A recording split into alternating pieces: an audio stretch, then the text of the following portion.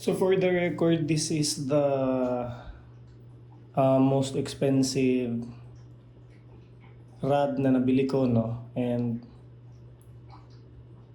I was hoping na maybe pinak nila ng maayos, tapos biglang dumating na ganito. Walang tube.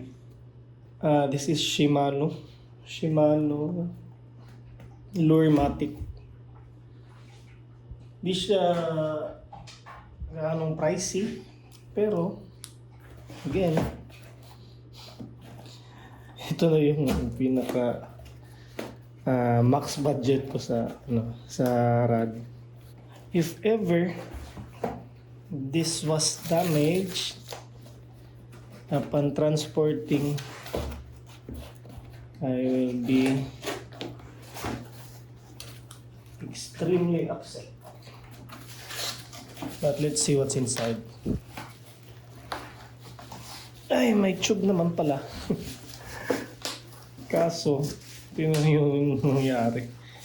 Na-bend pa din. And soft tube siya. So to compare, meron ako nabiling mga rod mga nakaraang months. Dumating siya ng may ganito.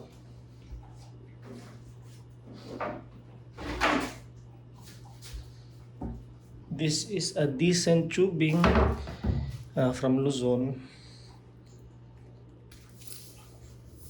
Tapos from Cebu ata ito. I don't know.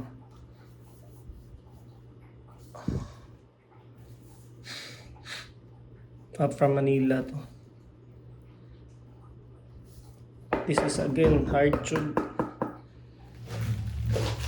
This is the Lurematic from Shimano. Shimano Lurematic. So upon inspecting, okay naman yung parang wala naman siyang bali. Pero ang pinag-aalala ko talaga is yung mga ring guides niya. Yun yung napaka-sensitive. So we're taking a video para masauli natin kung may damage.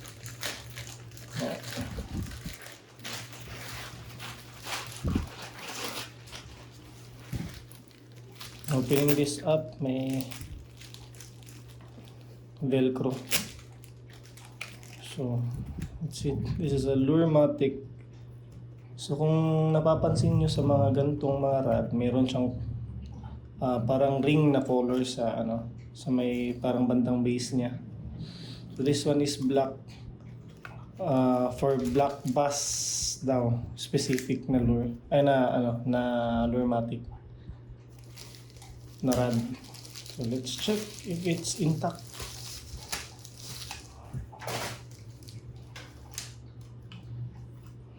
This is the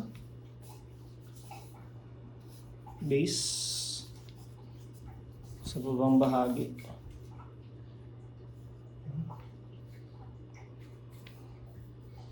Ito yung kulay na sinasabi ko. Black siya. For black bass daw. Then intact naman.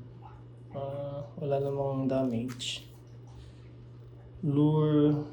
This is the Lurematic B58L. Bass specific na rod. So here, ring guide is salamat. Okay naman lahat. Napakagaan.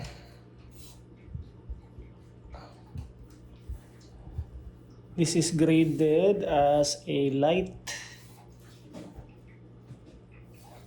rod.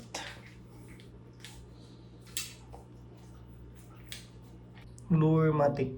Kaya may dalawang guhit, second rendition na kasi ito, or second version ng Lurematic. So Lurematic 2. That's it. See you sa next video.